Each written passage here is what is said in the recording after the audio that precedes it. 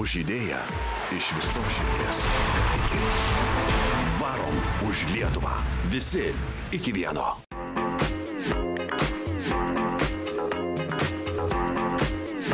Labas Lietuva! Žygis Varom už Lietuvą tęsia savo kelią.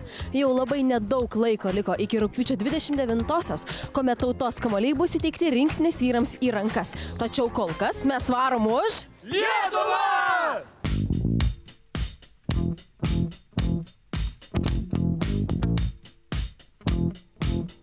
Kamuolio varimas iš tikrųjų mane labai įkūnija į tą krepšinio dvasią. Tai simbolizuoja visų tautų, visų, sakykime, žmonių, kokie bebūtų,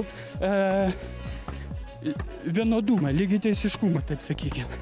Kad jisai apvalus ir sukasi nuo vieno iki kito. Už jaunimą aš visada, už Lietuvą, už krepšinį, kad mes tam skirti.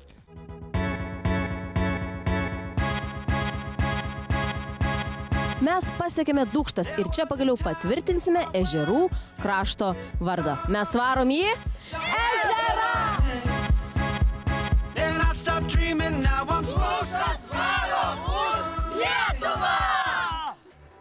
Jeigu ir nepasiseks išlikti žmonėmis, nenušvilpti mūsų krepšininko, visada palaikyti. Noriu palinkėti, kad mūsų vyrukai gerai tokių kamuolių krautų į krepšį ir krautų kitiems. Komandinės stiprybės ir visai Lietuvai pasijusti kaip komanda. Kuo didžiausios sėkmės ir neišsigąsti, jeigu kas nesiseks. Mes ir galiai visuomet su jumis. Viskas labai smagu, kad tokią akciją sugalvojot ir kad varot per Lietuvą. Tai mes irgi varom už Lietuvą.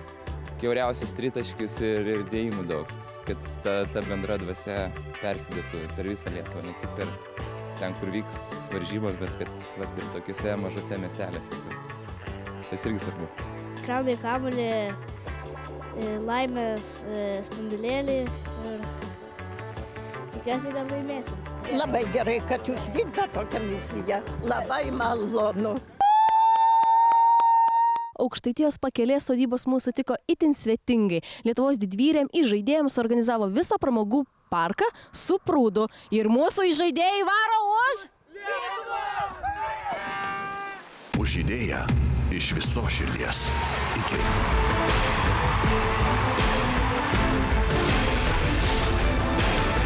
Varom už Lietuvą.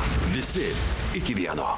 Žygį garsina TV3 ir Viasat. Žygio partneriai – naujienų portalas Delfi, 20-metis Radio centras. Namie sėdim prie televizoriaus, tai kitą kartą norisi televizorių nuimti. Kad mūsiškiai neįmeta. Oi!